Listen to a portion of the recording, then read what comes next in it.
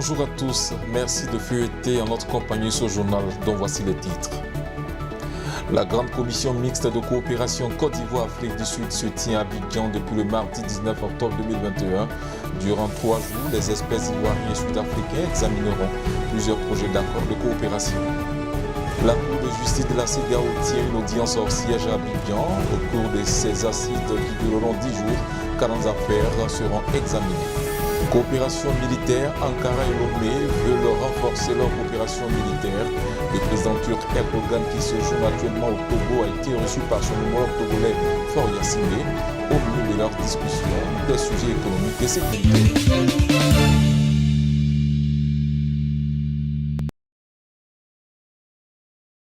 Merci encore une fois d'être des nôtres. La Côte d'Ivoire et l'Afrique du Sud renforcent leur coopération à travers des projets d'accords bilatéraux. Le mardi 19 octobre 2021 s'est ouverte la première session de la grande commission mixte regroupant les experts venus des deux pays pour examiner les principaux axes de coopération dans plusieurs. Durant 3 jours, ces experts ivoiriens et sud-africains vont examiner et adopter le mécanisme de suivi des décisions et recommandations de la grande commission mixte de coopération qui constitue un véritable enjeu auprès des ministres des Affaires étrangères des deux pays. Rappelons que cette rencontre s'inscrit dans le cadre de l'échange entre les deux chefs d'État, Alassane Ouattara et Cyril Ramaphosa, en marge du sommet sur le financement des économies africaines, tenu le 17 mai 2021 à Paris.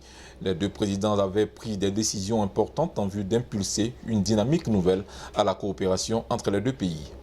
Les travaux de la 39e session ministérielle du Conseil exécutif de l'Union africaine se sont achevés le 16 octobre dernier à Addis Abeba. La ministre d'État, ministre des Affaires étrangères, Kandia Camara, a représenté la Côte d'Ivoire à cette 39e rencontre qui avait pour thème art, culture et patrimoine, les leviers pour construire l'Afrique que nous voulons. Madame Kandia Camara a, au cours de sa présentation, relevé des avancées de la Côte d'Ivoire en matière de la mise en œuvre de l'agenda 2063 qui souhaite une Afrique prospère fondée sur la croissance inclusive et le développement durable. Dans cet agenda, la question de la nutrition occupe une place de choix pour la Côte d'Ivoire. Parlons des activités de la Cour de justice de la CEDEAO.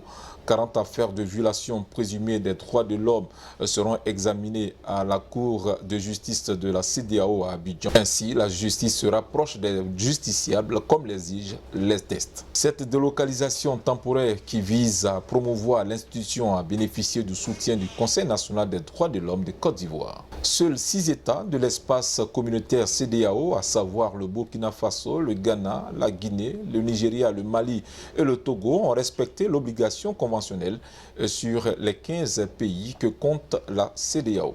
Depuis sa création, la Cour a reçu 552 requêtes introductives d'instances, a rendu 130 décisions et 129 arrêts sur 1191 audiences. La liaison Ankara-Lomé est au beau fixe. Les capitales respectives de la Turquie et du Togo sont en voie de renforcer leurs relations dans plusieurs domaines.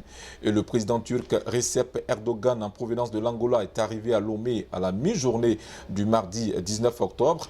Au menu des discussions avec son homologue togolais Faure Gnassingbé des sujets économiques et sécuritaires.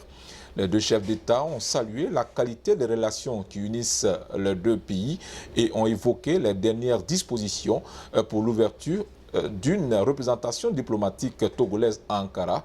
Retenons que la Turquie a quant à elle ouvert une ambassade au Togo il y a 6 mois, la 43e sur le continent africain. C'est ici que prend fin cette session d'information. Merci de nous avoir suivis.